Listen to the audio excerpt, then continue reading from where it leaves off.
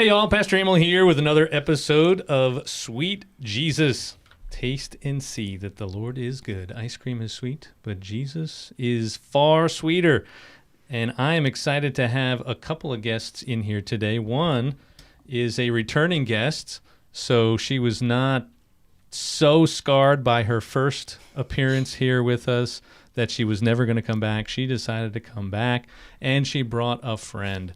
Jennifer Cotney is here with us. She's got a lot to share with us. She's got a great testimony and some great things she's doing for the Lord, some ministry things that are going on.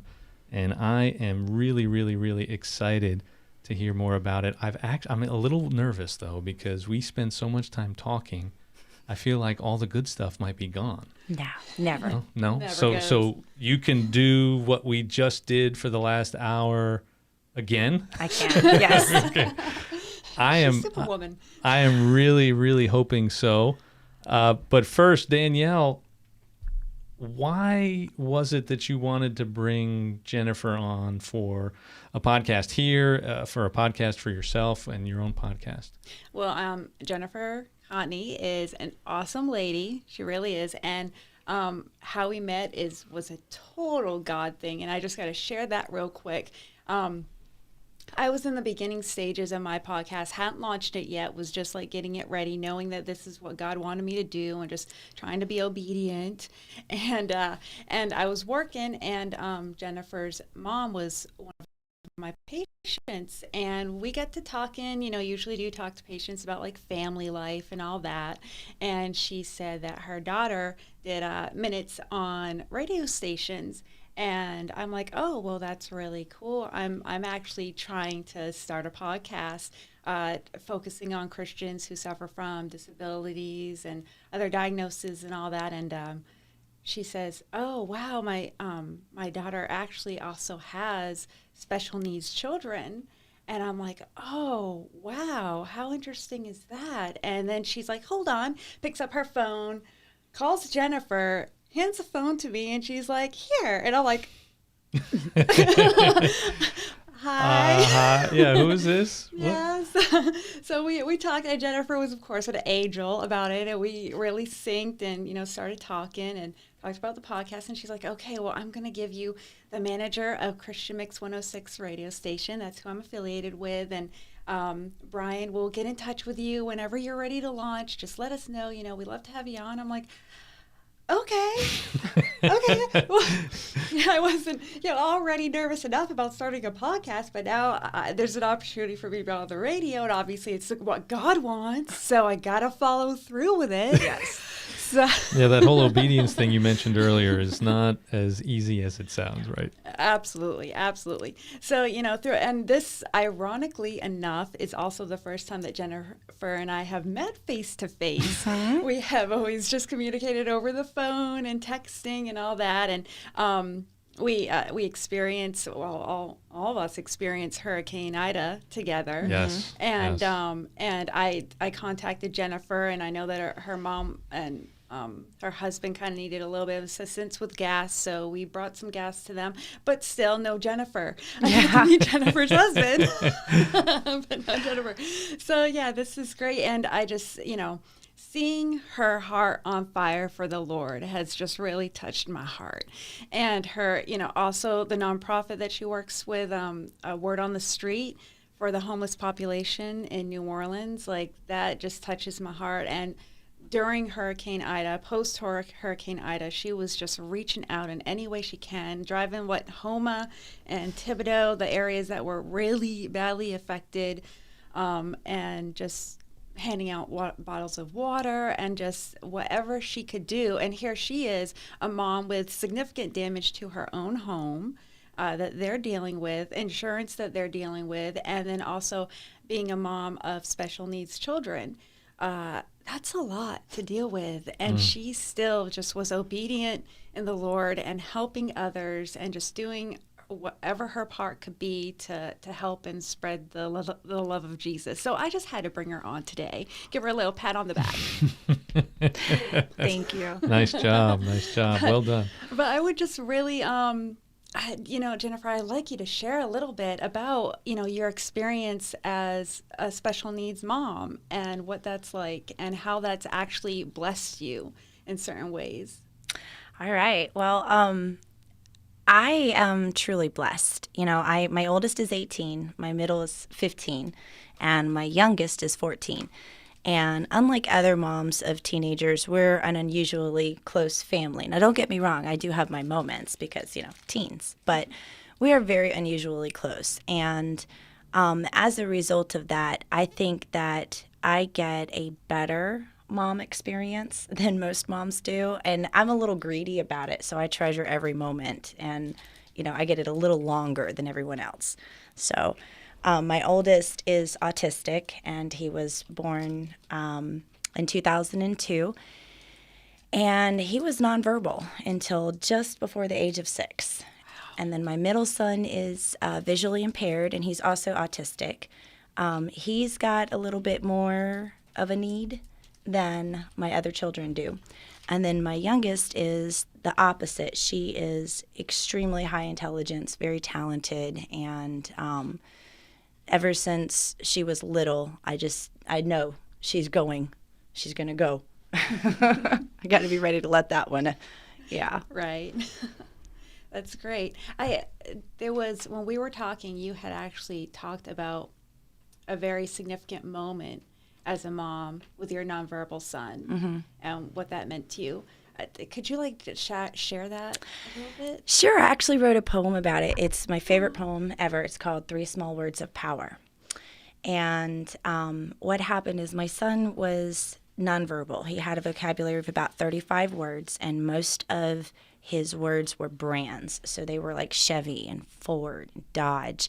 And as a mom, I think all of us can understand as parents in general, one of the things that we really look forward to is hearing our children say, I love you.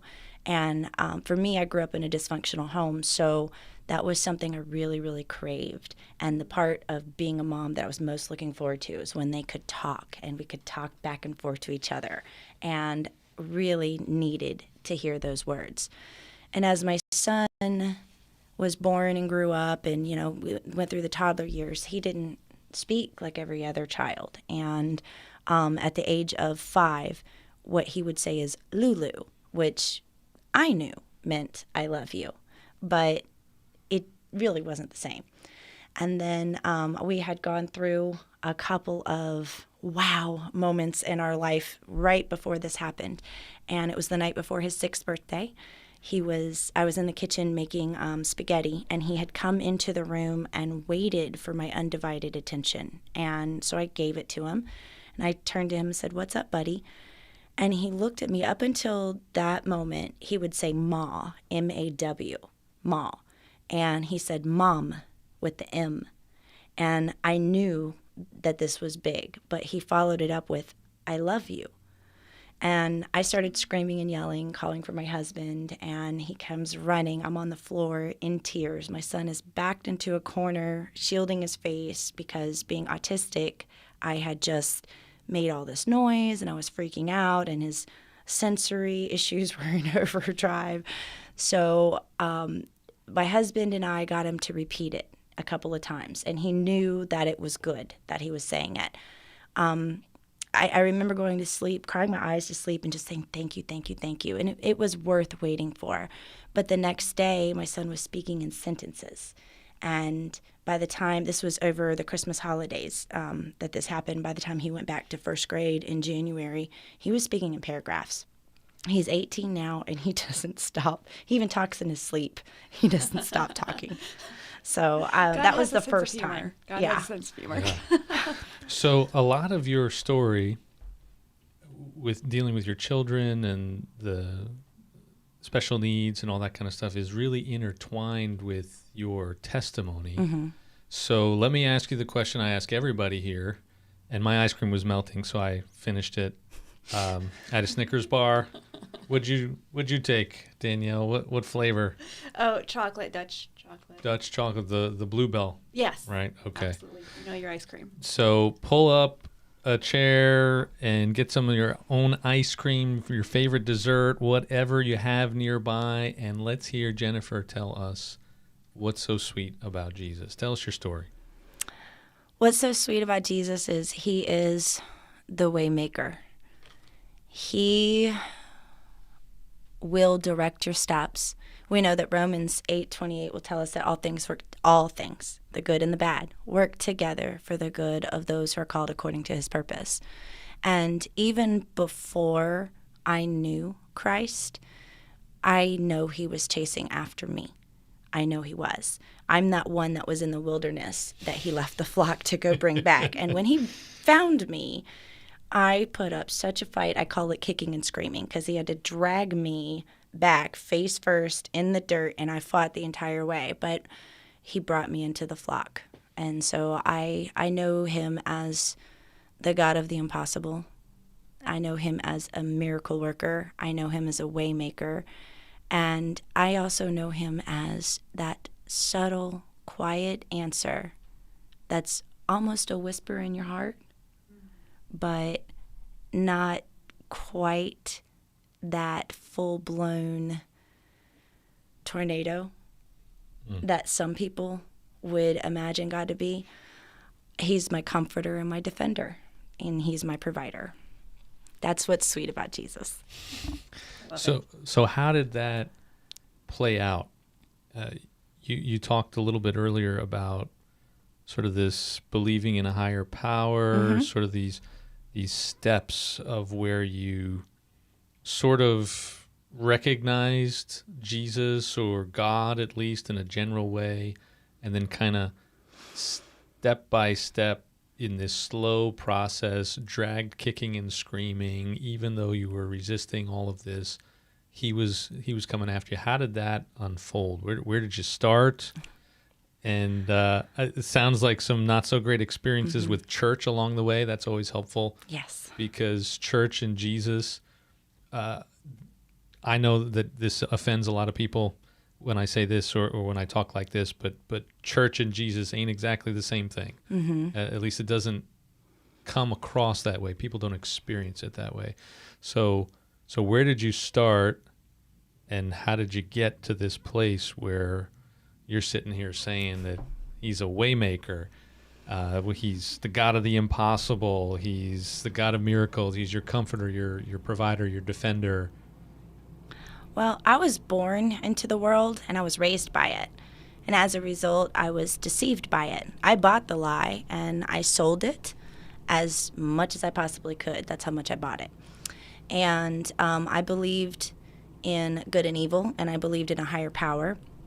But I didn't think that higher power knew who I was, much less was interested in my life on the day-to-day. But when my middle son was born, at 10 weeks old, he was diagnosed with a vision impairment called horizontal nystagmus. And if you've ever seen Stevie Wonder without his sunglasses on, you'll see that his eyes shake. They go back and forth, and sometimes they roll up. And that's what my son had.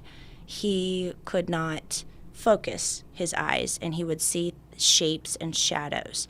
And I was told by 5 different specialists before the age of 6 months that he would never recognize my face. And the last one, I was in her office. My mom happened to be with me that visit, and she was there because she knew how defeated I had felt.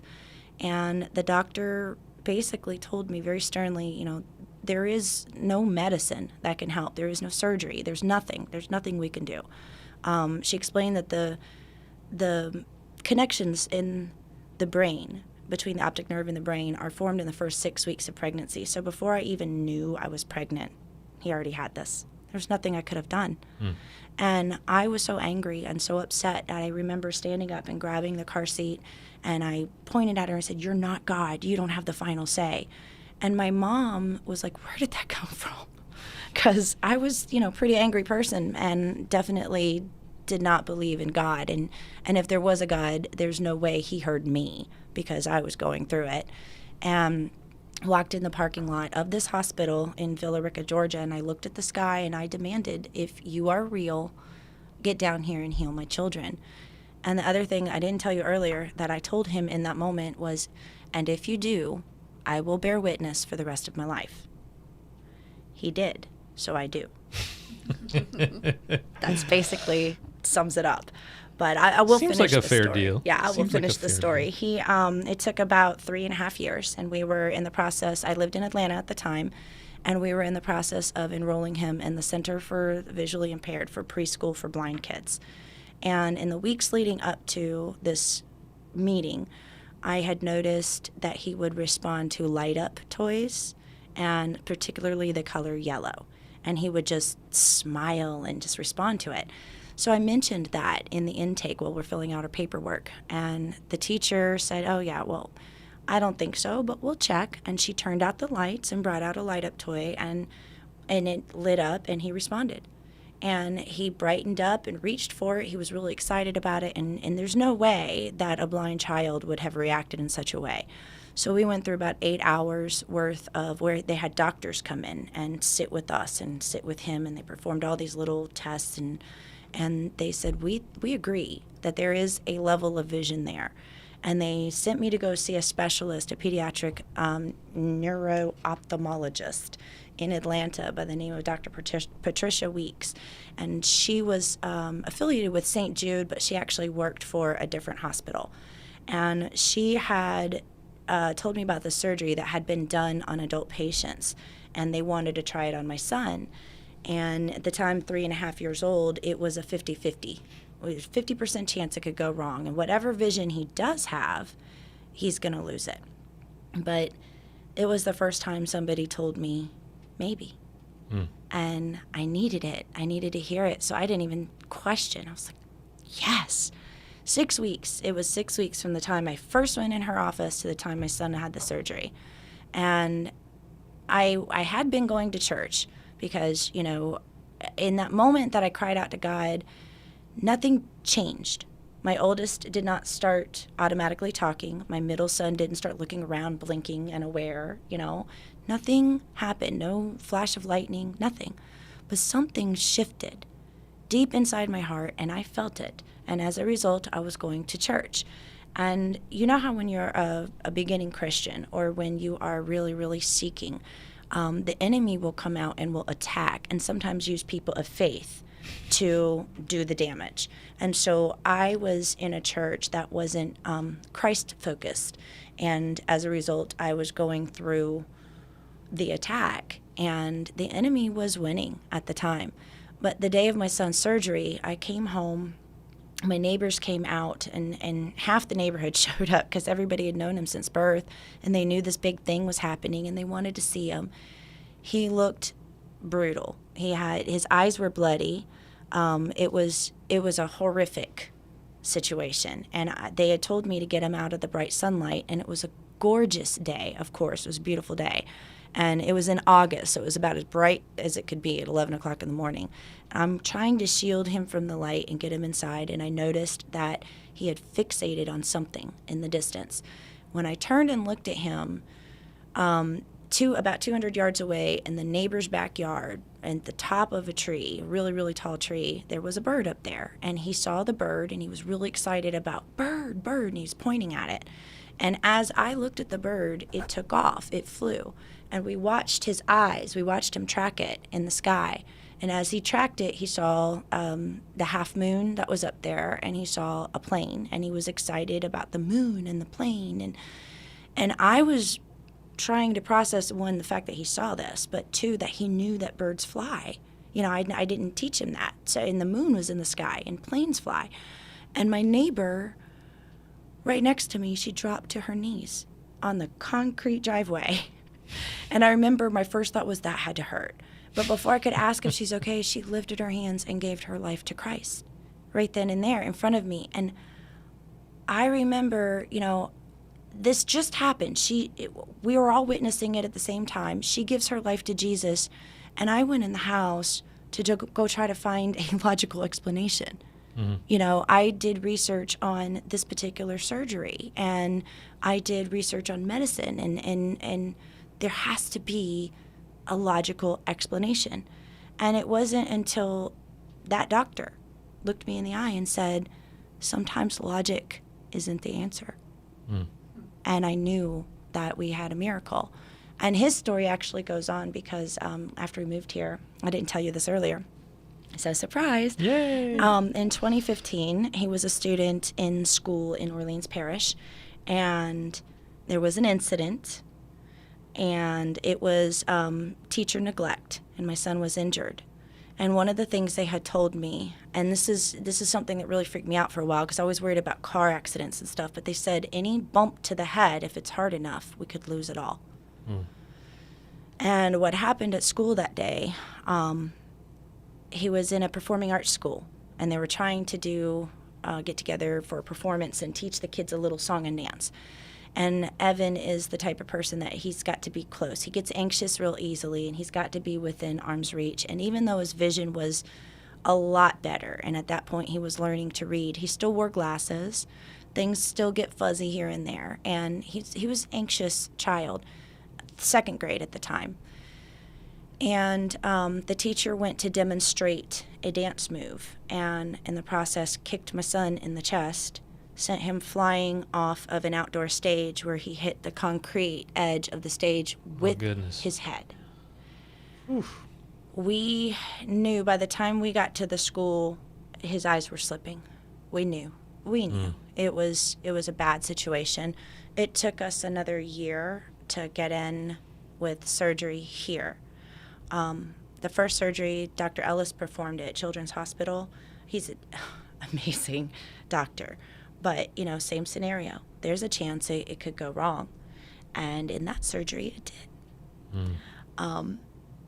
My son was steadily losing his vision over the course of that year. Before that surgery in 2017, or might have been 2018. I have to really go back and look at the calendar because everything just kind of ran together in that time frame. But it was supposed to be, they were only going to operate on his right eye. It was supposed to be an hour surgery, and my pastor had come to sit with me during the wait. And in an hour, the doctor came out, and he had a whole team of people with him, and everybody's looking scared and nervous. And my pastor said later he knew in that moment it was bad news, and I didn't know yet. But they told me something had gone wrong. They needed my consent to now operate on both eyes. And so I did. I signed it. They went back in. It went on for another several hours. And when they came back, they told me that it was not as successful as they wanted it to be, that they were going to have to go back and do another surgery, but we have to let this heal first. So there was a good 6 to 8 months in between.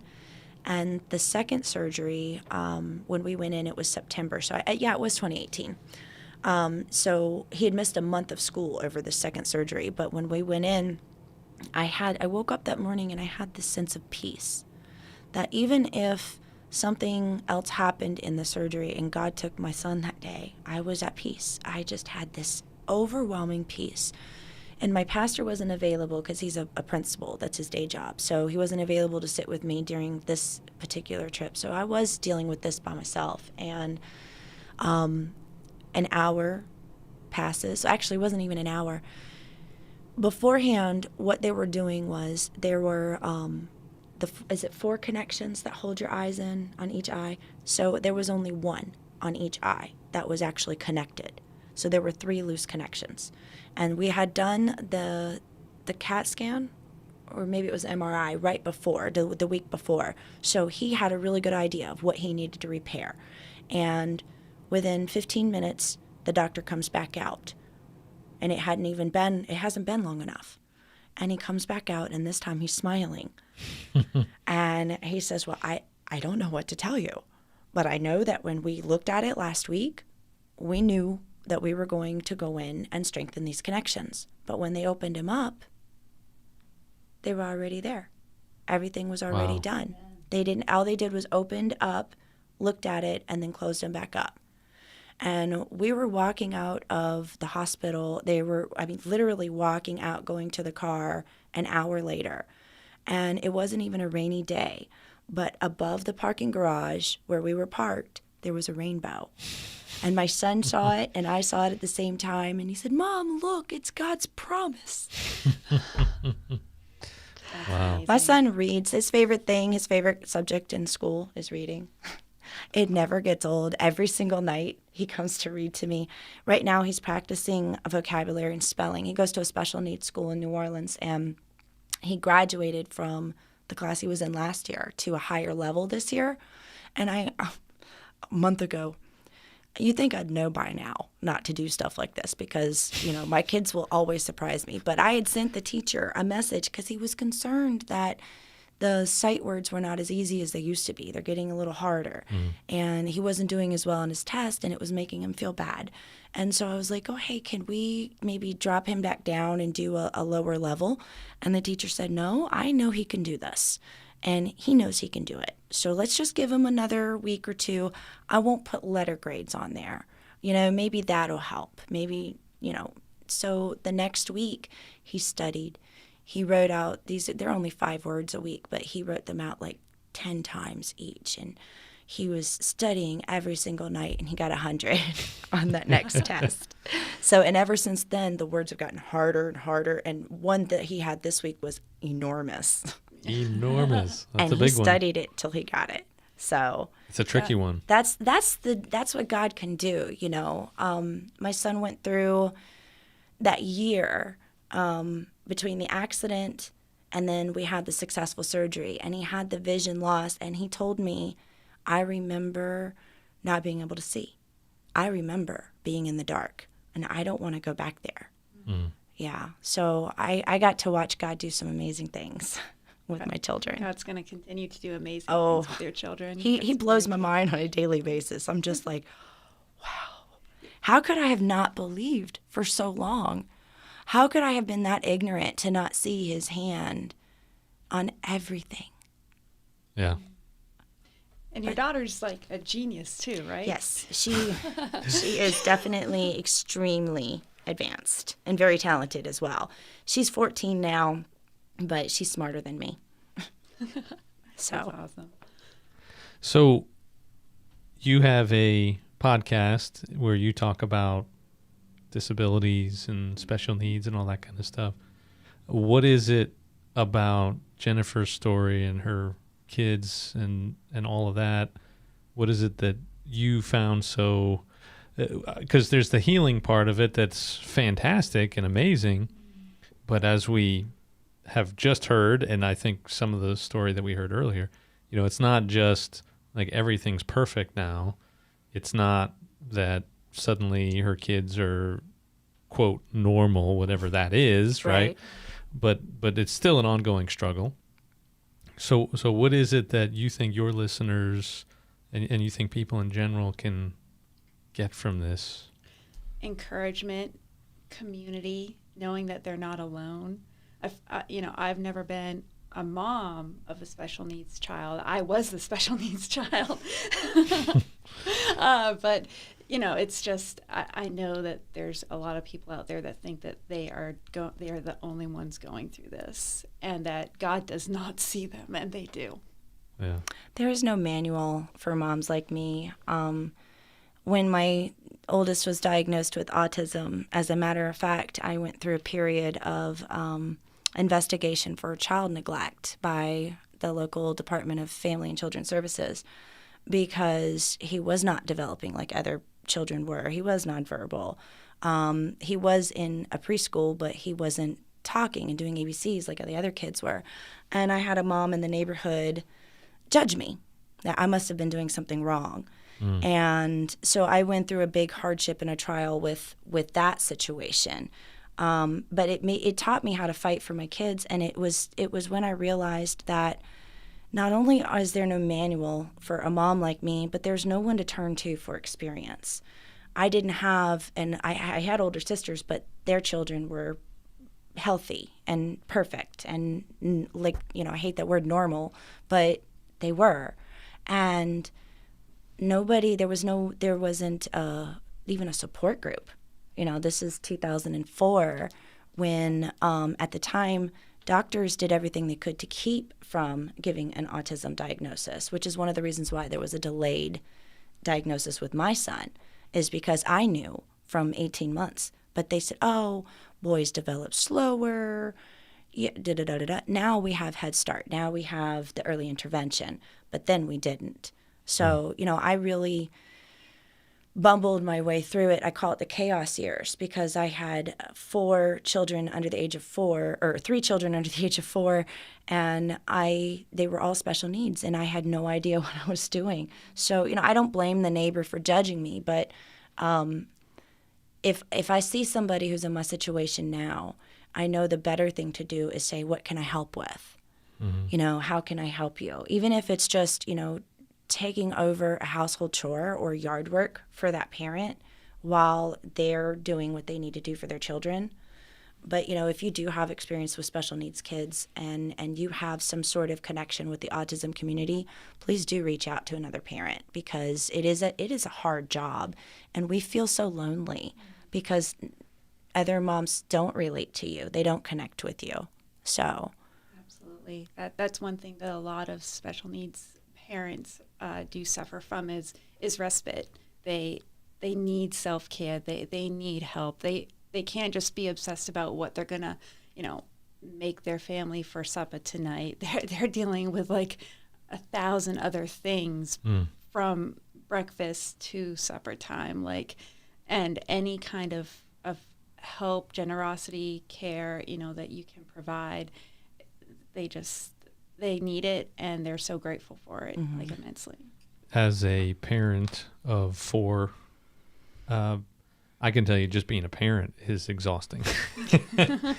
And we had one of our kids was born with a club foot. And so for the first 2 to 3 years, 2.5 years, it was this extra effort every day, all day, every day. She's not developing as fast because her feet are locked up all day. She can't walk. It's 18 months before she's walking and all these things. And people may not even say it to you, but you judge yourself in many ways based on what you see, that this is what it's supposed to be. And adding all of that, in the morning, throughout the day, at bedtime, your kid doesn't really want you to do this. They don't want you to. And so you have to be tough. Like, I love you. And because I love you, I'm going to make you miserable. And it's exhausting. It's terrible. It's, and when you mentioned the what was it, 6 weeks pregnant, your child, middle child, already had this dysfunction in his eyes, right? Yep. So the same thing with a lot of things that children are born with, that like the club foot that my daughter had. Moms internalize that Guilt. And the Bible passage that always comes to mind. And I remember preaching this and preaching it differently post child with a club foot. Jesus in John chapter 9, he's got his disciples, they're walking, and they come past this blind man, and they say, so whose fault is it? His or his parents? Yep. It's got to be somebody's fault. Only bad people have these kinds of things happen to them. Only sinners, those are the only people that God looks at and says, man, I'm taking away your eyesight, or I'm giving you a twisted foot, or ADD and dyslexia and all these other things, right? Man, who did it, right? Because I want to make sure that nobody I know ever has to go through that. That's kind of the question they're asking. And Jesus says, you idiots. No, that's my a direct quote. That's my version of the Bible. He says, neither this man nor his parents sinned that he was born blind. And this is so that the glory of God might be revealed in him. Amen. And so Paul talks about this all over the place. 2 Corinthians has a few spots. 2 Corinthians 4, he talks about having this gift, this good news, the kingdom of God in jars of clay, right? This weak vessel, and we're containing this precious, precious thing. And it's so that when we're crushed and when we're falling apart and we can't do it, everyone sees that the only reason we're still standing is because God is at work. Grace. right? That's the it. grace of God.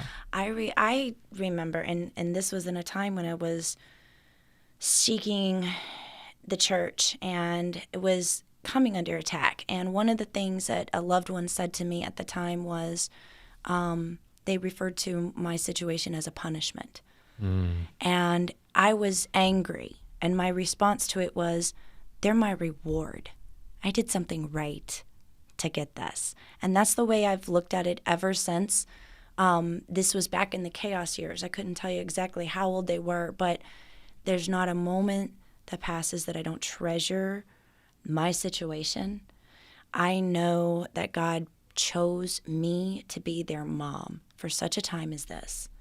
And I am grateful that he thought enough of me to trust me with them, because I know who I was when I was pregnant with them, and I wasn't even a mom, much less ready for the weight that he would put on me. But it's funny because it's not even a weight. He takes all of the baggage, and he has taken this situation that even as I look at it from a distance, it's supposed to be hard, but yet it's not as hard as even I would have expected it to be because of grace. That's what he does. And in the same, and not just healing of the blind man, one of the things that really gets me over and over and over, we do need a place to blame, but sometimes he does what he does, and he allows us to go through those hard things because that's how we come to know him. And I often think about the woman in the crowd who was the bleeder, and she had suffered for so many years, and no one could figure out what was wrong with her. And she knew enough about this Messiah that if she could just get close to him, maybe she could be healed. And for her to have had the faith to reach out and touch his robe, I can't imagine how it must have felt in that moment when he recognizes that I've been touched, and he starts turning around saying, who's done this? And the disciples are like, oh, it's just the crowd pressing into you. And he says, no, somebody's touched me. I can only imagine being that woman trembling, going, oh no. What did I do? I'm busted. And she confessed it was her. And his response to her, this literally carries me sometimes through an hour. And it's, daughter, go in peace. Your faith has made you well. Yeah. I have seen that. I have seen it.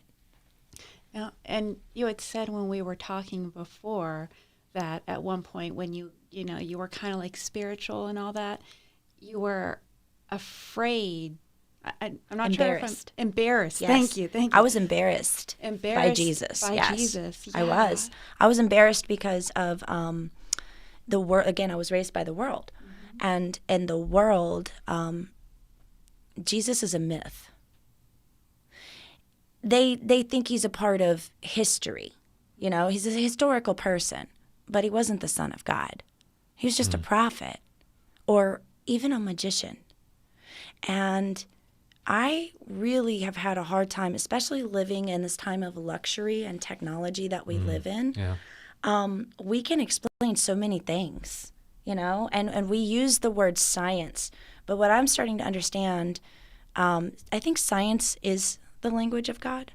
Mm-hmm. I really do. Like quantum mechanics. I don't think we're supposed to understand it. Science is a thing because of people of faith. Yeah. In large part. Exactly. I remember in some of my research in trying to figure out, answers to questions that I have, burning questions. It's funny how this manuscript, this ancient manuscript, some of these words go back 2,500 years before Christ, and it's funny how very relevant these words are today and how the answers to 2021 questions are in there. I'll never get over looking at the geologic epoch, the fossil record, and seeing what science says the order of the species is, and then going back to Genesis and seeing how it matches exactly. Exactly. It just, it blows my mind. there's a Bible passage, Proverbs 25:2, that says, it's the glory of God to conceal things and the glory of kings to search them out.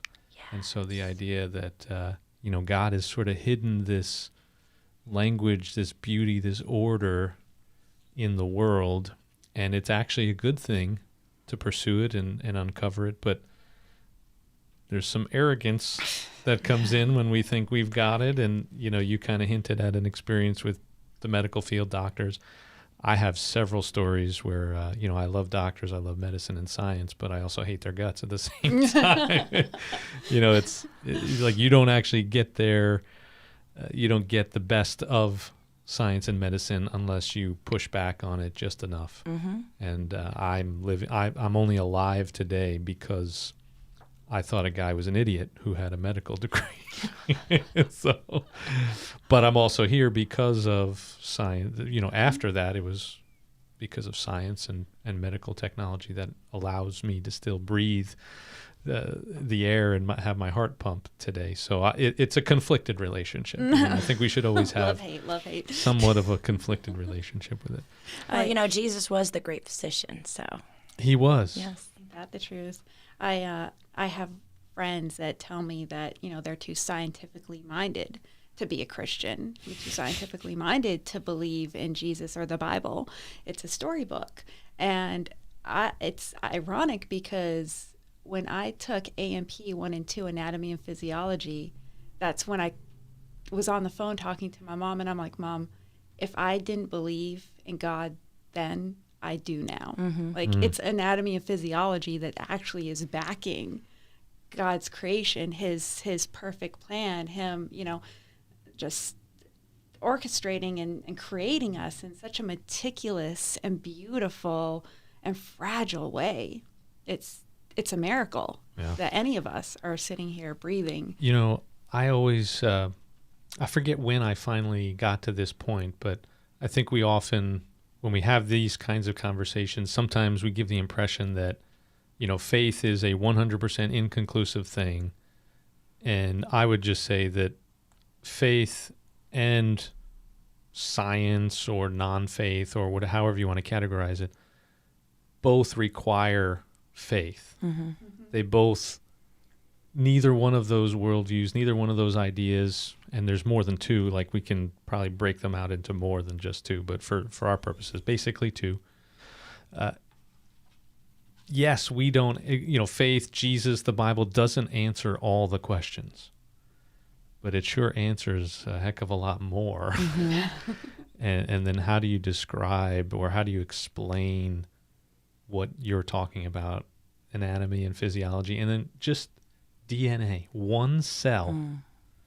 If you take, I forget what the exact distance is, but if you take one cell, you take DNA that's in one cell, and you stretch it out, it's microscopically, the width is microscopic, but the length mm-hmm. goes like from here to the sun 1,000 times or something, and back. It's where does that come from? Exactly. Do you know that in the brain, the middle of the brain is a corpus callosum, and it's gray matter that communicates the left and right hemispheres of the brain. Okay. Do you know that women typically have a thicker corpus callosum, which means their left and right hemispheres can communicate better, which means they are better multitaskers than men are. Mm. In general, it's not always that way. There's certain diagnoses and stuff that can interfere with that, like me. But for the most part, God created women to be able to multitask more significantly and effectively than men because of child rearing. I don't do very well at multitasking. But it was interesting that you brought that up because for some reason I glanced down and Lorraine is a woman who's a member of the church here, and she mentioned her great-granddaughter has spinal muscular atrophy. Mm. And then she says, I wholeheartedly believe that she was chosen just like my granddaughter was chosen to be Alexis's mom. So kind of going along with what I didn't want. But I'm getting closer to multitasking. I'm so proud of you. I pray every night with my kids, every morning, as a matter of fact. We pray as a family together, and if we're not physically together, we call to pray together. But I close every prayer with thank you for picking me to be Evan and Kalijah and Isabella's mom. That's amazing. I love that. They are, Love it. they are my reward. I don't know what I did right, but he gave them to me before I knew him. So that's just more proof of the goodness of our God and his mercy, because I didn't earn this life, and he gave it to me anyway.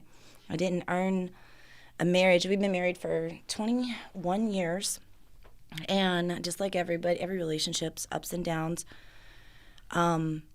we shouldn't be together. We shouldn't.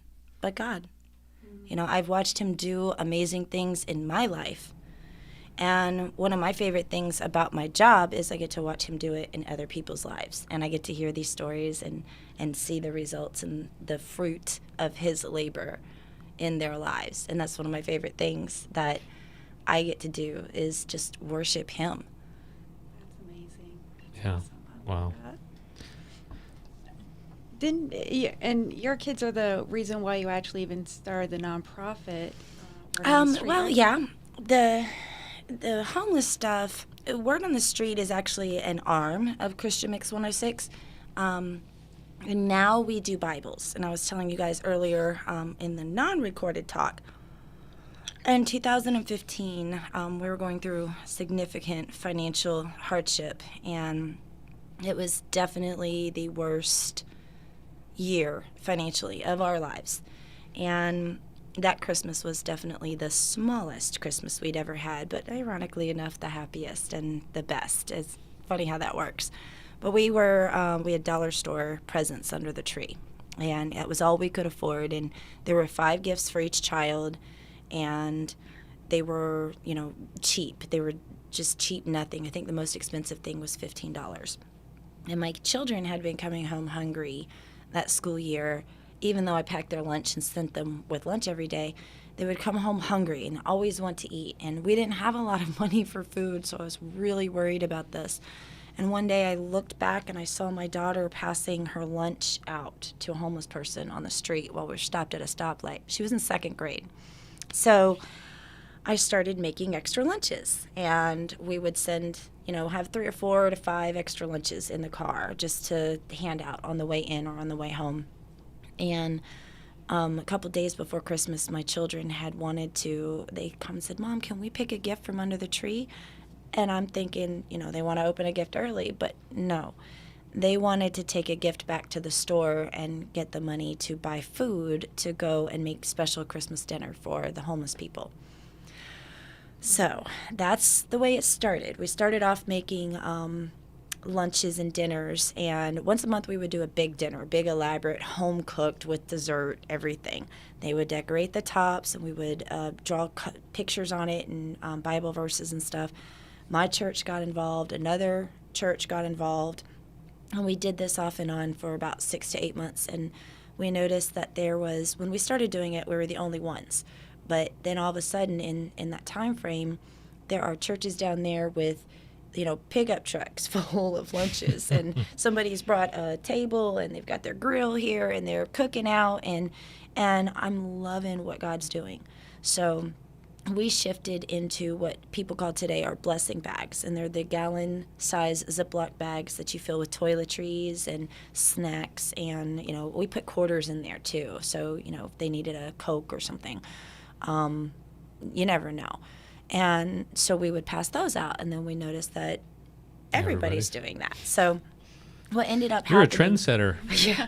I think it's just... I think God moved on everybody's hearts at the same time, and because it wasn't just, oh, they're copying me. It's, oh, look what God's doing in our community in New Orleans. And so it was so exciting to know we weren't the only ones. But it was Mardi Gras time, and my children had gotten an invitation through another family to go sit in the grandstands. And if you're from the New Orleans area, sitting in the grandstands is a really big deal, and special people get to go there, and you dress up for it, and it's a big deal. So we were concerned about getting to the area we needed to be on time, and I was way too early. Way too early. I had over an hour to kill when it was starting to rain, February. Pulled over on Canal Street. It's pouring down rain. And I see a homeless man come out from an alley in between two buildings. And he had socks on his feet. But I watched him walk through the puddles, and he had the bare feet. The socks were worn away. So all you could see was bare feet. And God had told me to take off my shoes. I didn't. Don't think I'm this great person, because I didn't. My immediate response was, but I'm supposed to go be with these other families, and I didn't want them to look down on me because I showed up without shoes, and then I gave them to a homeless person. All the fancy people. Yeah, the fancy people. So, but see, knowing God and how he works, I should have been obedient, because I'm positive one of those moms would have had a pair of shoes in the car that fit me. I'm positive now, but I wasn't obedient. I was more concerned with what people would think instead of what God thinks. And as a result, for the next several days, I was in tears. I was crying my eyes out, and I couldn't sleep. I couldn't rest, and I knew I needed to go buy shoes. So I went looking for this man. I couldn't find him anywhere, and I had socks and shoes, but I kept finding other people who needed socks and shoes. And it's amazing how I always had the right size. It just worked that way. So then we started with the socks and the shoe ministry, and I'll tell you, it's humbling. They say thank you when you give them food, and they're grateful to get a new pair of shoes. But when you pull a clean pair of socks out of a brand new package and hand to them, people have wept and hugged me over clean socks. Wow. That's how big of an impact this has. So we do a lot of the socks and shoes now. And I was connected one day. I came across this group. Every time I asked them, what can I get for you? What do you need? And they'd say nothing. And they had signs up at their camp that says, Jesus saves and God forgives. And, I could tell they're one of us, And I asked the lady, I said, well, surely you need something. I can put it out to Facebook. I can ask my social media people, and they'll send it to me. And she said, we could use Bibles. And I said, okay, any particular denomination? She said, King James. We prefer King James. And that's when I knew this is different. These are not just homeless people. What I do is I collect them. I bring them to Wendy. Sometimes I'll sit with her and we'll hand them out, but most of the time she's, how the people have that cardboard sign that says anything helps, or please, or work, looking for work. She stands in those places, but she holds up the Bible. And so when somebody needs it, they stop. And it's the first batch I took her was 24. I took her 24 Bibles that somebody, my friend Amanda West, her husband is a pastor in Alabama, and her women's ministry collected these and sent them to me. And I took them to Wendy, and a week later, she stopped me as I'm passing through, because I see her every day, twice a day. And she stopped me as I'm passing through, and she said, this is my last Bible. She went through 24 Bibles in a week. So Amanda sent me another 24 Bibles. And as soon as we get them in our hands, they're gone. And so it's at this point we just, as many as we can get, they just go. They go so quick. I also bring ice water. One of the things I like to do is drive around with a cooler, especially when it gets to be 90 degrees or hotter. I drive around with a cooler in the car with water. And you don't even have to, come up and preach and say, Jesus, or can I pray for you? You don't have to do any of that. All you have to do is hand somebody a cold water. And that's setting the example for grace. And I like doing that because, one, people are thirsty.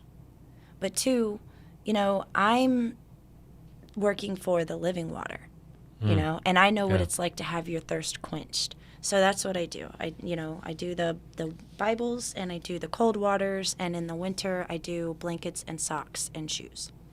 So Jesus talks about cold water. Mm-hmm. He does. Cup of cold water, bottle of cold water. I think they kind of qualify as pretty much the same. Absolutely. Yeah, you'd be surprised. He'll put on my heart when to stop and pray for somebody and when to keep driving. So I trust him. He hasn't failed me yet. He hasn't steered me into a dangerous situation. But I will say, if a lot of people, they get real excited and they want to go with me, and they want to go meet my friends, Chad and Wendy, and the camps that I go and serve. And then when it comes time to do it, they're afraid. They don't want to get out of the car. And I understand on the surface it looks dangerous. But at this point, when I pull in, I park in a certain spot, and when I pull in, they come to me. I can barely get out of the car. They recognize my car. And I truly love these people. One of them, I refer to him as my brother. And I gave him a hug one day, COVID and all. And he told me he can't remember the last time somebody hugged him. And this was later. Actually on the phone, he called me and he said, I just wanted you to know that, that's kept me going ever since you gave me that hug. So now I make it a point to give him a hug every time I see him. And I tell him, I love you. And I know these people, they feel like they've been thrown away. They feel invisible. They feel like nobody sees them and nobody knows they're there. We drive past them every single day. They know us. They recognize our faces. And in 5 years, I've known Chad in particular for 5 years. So it's as long as I've been doing this, I've known Chad. And in the beginning, this person was so angry and so full of rage and so full of hate. And I have watched God really work through him. He's still struggling. We all struggle. But, in particular, I would like this audience to pray for Chad. He's ready to get off the street, but the enemy has a hold. So we've got to keep him in our prayers, It's tough getting people off the street. There's a long story that I won't get into, but not too much, just to say that there was a guy sleeping on the bench right outside my office window here for months, 6 months maybe, and he was coming to church every Sunday. And that was a wild ride in learing about trying to help people that may or may not be ready for it or want it.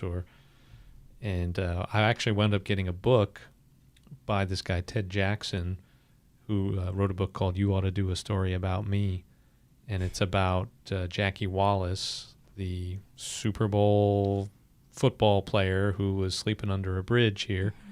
Took a picture of him in 1990. He was actually in this room a couple of weeks ago. It was pretty cool.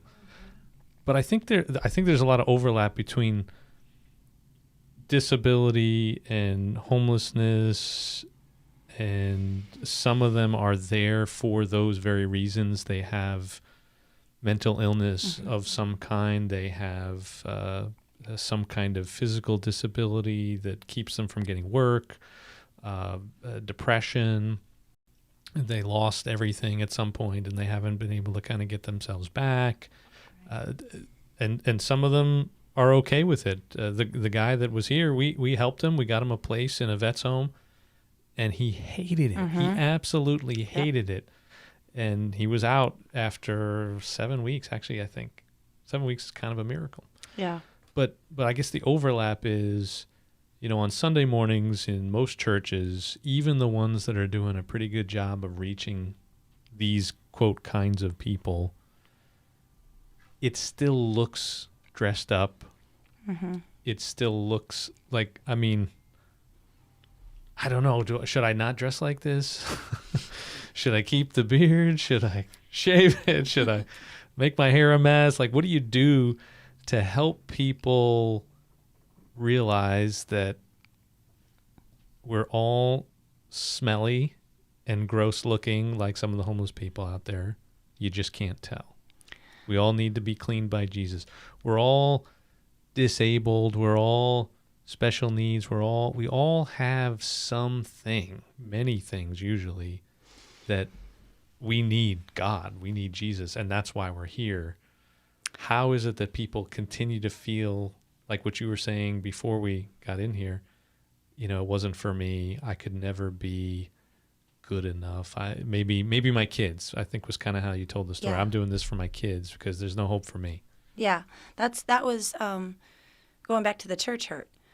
I went to church for a long time, and I believed everything the pastor said. I believed grace and mercy, and I believed that God forgives and that he loves us. But I believed that I was too broken and too dirty and too much of a mess, that I couldn't be redeemed. But maybe if I went to church, that he would see my kids and they would be good enough. Maybe they're young enough and innocent enough that he'd take them, you know. So that really in the beginning, why I stayed, why I kept going, was because I wanted them to be good enough. But then one of the things that God has shown me with the homeless people, and this goes back to our discussion earlier about church hurt and the Pharisee type attitude that we have in our modern churches. So where we walk in and if you don't have the right outfit on, which I never do, then you're not going to be welcome here and you're not going to fit. Or if you don't impress the clique, which, again, I struggle with, you're not going to fit in here. You're not going to be welcome. And I rarely fit in with the clique. But look I at, know it looks like it sometimes, but I don't. yeah, you're so trendy. But look at where Christ was. You know, he was with the homeless people. He was with the lepers. That's who he went to go and heal and spend time with and minister to. Because when he did go to the church, all they were interested in is, you don't look like what we thought the Messiah was going to look like, so you can't be it. Yeah. That's powerful. And Jesus is still, he doesn't neglect the Pharisees. Mm-mm. But he does talk to them very differently. Mm-hmm. The harsh words in the Bible, in both the Old and the New Testament, are not for the people outside the church. It's not for the sinners that everyone is, hey, you're doing this sin and we got to rally against that sin. And, you know, it gets involved in politics and then it keeps people away that have ever broached any of those sins, right? He's talking like that to us inside the church. You know? And as harsh as those words are, if we really look back and when we're humbled and we're seeking forgiveness and we realize that we're guilty, those words come from a place of love. Yes. He was trying to correct because he loved these people. He knew that they truly wanted to set the example for God, and they were trying to live by the rules and follow the law and do the right thing. But they thought that was why God loved them. That's right. And that was the problem. And that because they were better at it, God loved them more. That's right. But one of the most amazing things, that story of the prodigal son, I told you we did a series on that. You came actually, Danielle, for one of maybe the first or second one, and then Ida, of course. We still have the balloons in there. You're going to take them? I will take them. Erlene, if you're listening, the balloons will be gone by the end of today. She's looking to get rid of them. Going to a nursing home. We'd go celebrate them. But I can't remember exactly when, but I know there was that moment when it hit me like a ton of bricks what Jesus was actually doing with the story of the prodigal son. I don't think it's what we often think it was. It wasn't so much, hey, look, even the terrible lost sinner can come home and I accept them. Yes, that's true. But actually what he's doing, and he leaves off the end of the story, right? He tells this guy he wants his inheritance now. He goes and he spends it on prostitutes and on partying. And finally he's feeding pigs, the lowest of the low. And he goes, you know what? This is stupid. I got to get out of here. My dad will take me back, you know, and I'll work as a hired hand, right? He's going to earn his way back, just like the Pharisees, right? Right. And just like the older brother. He comes back. The father says, no way. I am not going to allow you to. You are in, period. You're in. I love you. Sins and all, your mess and all. And then they throw a party. And then the older brother finds out. And he is ticked because he thinks that it's about earning the spot in, and that's the only way it works. But at the end, the father goes out even to him, to the Pharisee, who is the reason why he's telling the parable. The beginning of chapter 15 in Luke is they're all grumbling because he's hanging out with tax collectors and sinners. And he, through this parable, is saying to you, the Pharisee, yes, I'm really awful to you in my words, and my harshest criticisms are for you because you should get it. You're the closest, theoretically, to me and to my word and all these holy things, and you don't get that you are just as broken, just as in desperate need as your brother was feeding the pigs in the smelly, pigsty, and he wants all of us, the Pharisee and the homeless person and everyone in between. I just love how you're trying to do something about it, and I think you're being relatively successful. It sounds like.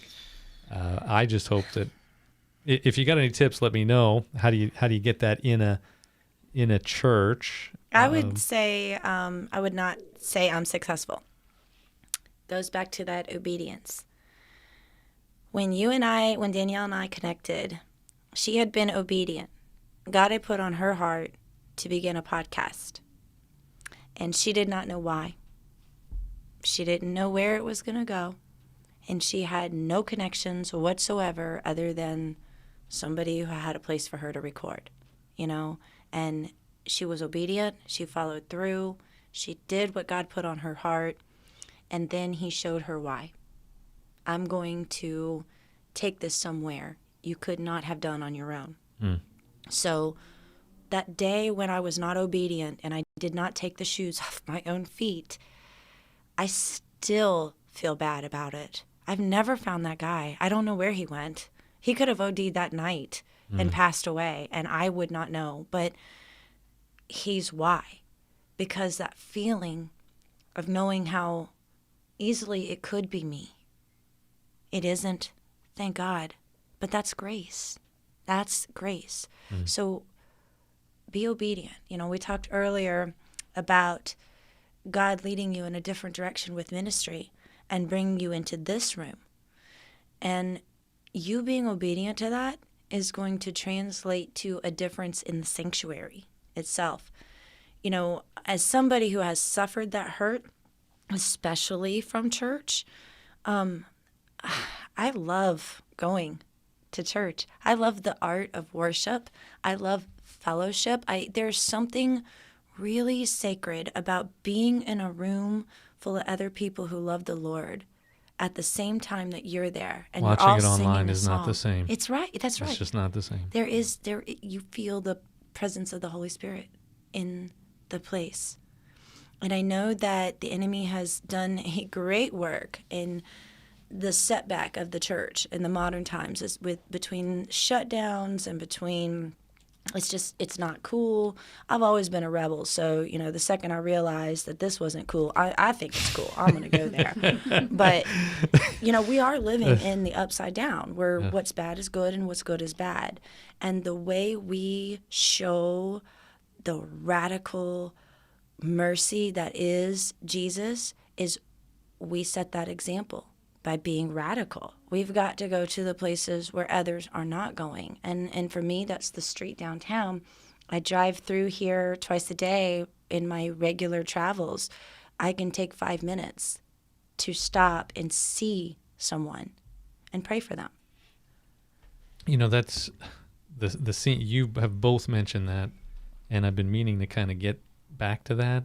Well, being invisible, feeling like you don't have anyone. What were some of the words you used, Danielle, earlier?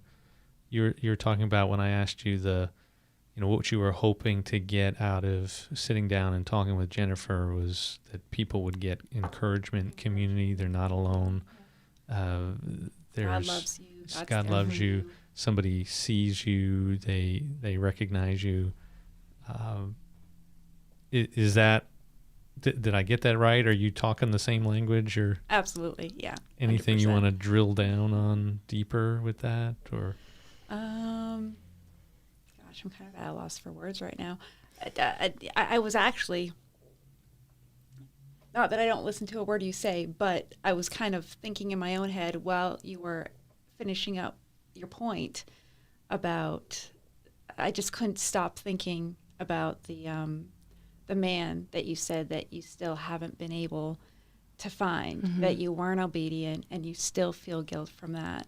And I can just see it in your face. It's almost painful when you think about him. And I just can't help but think, what if he was Jesus? What if he was?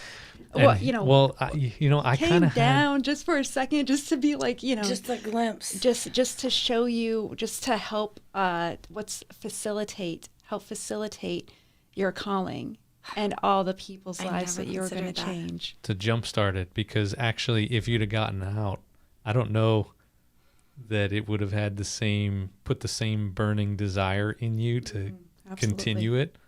Maybe it would have, maybe it wouldn't. I don't know, but I don't think so. Especially if I did show up at the event and nobody had a pair of shoes for me, I would have been really embarrassed because I do not have pretty feet. So there are some people that would say no one has pretty feet, yes. And that's why they're covered. That's right. Well, listen, you've been here. You've been here long enough. I don't know. I don't want to beat you up. You were here a long time leading up to us even starting, and I think there is so much more we could say, but maybe we need to save it for next time. We'll say there's a next time, and we'll have a topic specifically, or, kind of more than just a, hey, get to know thing, or maybe we can work on something. Because I think this is a disability idea, these special needs things, and the homeless, that we are all like that. And there has to be a place for everybody, or else there's not a place for anybody. Kind of idea. Like that. I like that too. And I would love to come back, because I have told you other people's stories, but I haven't told you about my story about when God made me disabled, and it was supposed to be permanent, and he healed me with the doctors just as baffled as I was. So I would love to come back and tell that story. Cliffhanger. Sneaky. Okay, well, deal. I'll have ice cream. Maybe you won't.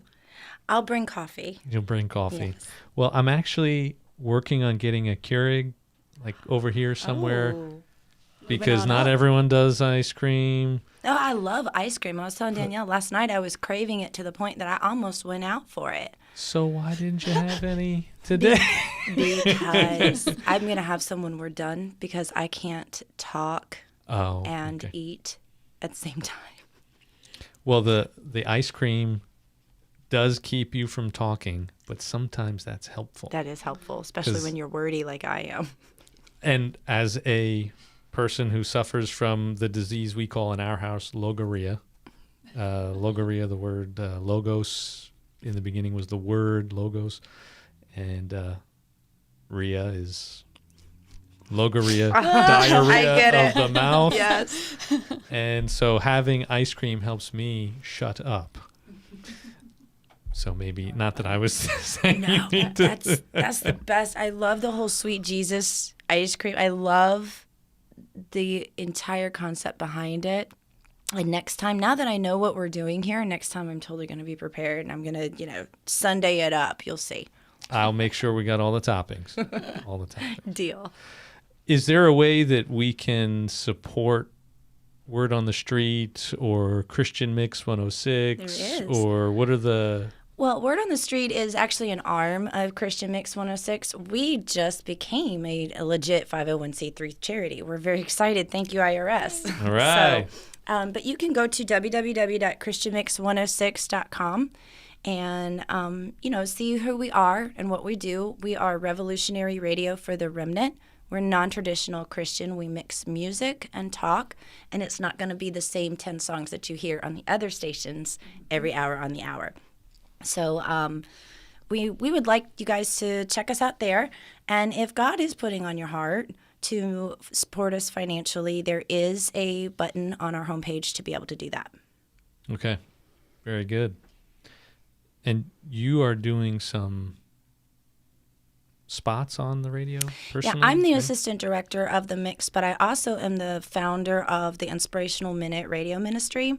And now I have a team of oh gosh, I think we're up to a dozen contributors where we do 1 to 2 minute devotionals, just positive, uplifting word. They're syndicated, so beyond the mix, we're on multiple other stations worldwide. And a lot of, not just me, but my other contributors are as well. We also do, I host a program on Mondays called Man on Monday, and I co-host it with our director, Brian. What we do is it's a deeper dive. It's like for the the God nerds, I guess. I don't know how else to put it. It's a deeper dive into the word, yeah. So, and then I do a radio show on the weekends because I love music. God got to me through a song, and I watched my husband give his life to Christ at a Third Day concert at the Joy Nice. Theater. Oh, awesome. So it's, music is a huge part of my daily faith walk, and I am honored that I get to serve him through a station with a ministry. It just blows my mind that he has put me in this place. So you can come back and we'll talk about music too, Yeah. because similar story for me. Well, I love music. Yes. So do I. And Danielle, your podcast is still going strong, right? Oh yeah, Hurricane Ida kind of, had like a 3-week interference, but other than that, can't hold me down, devil. That's right.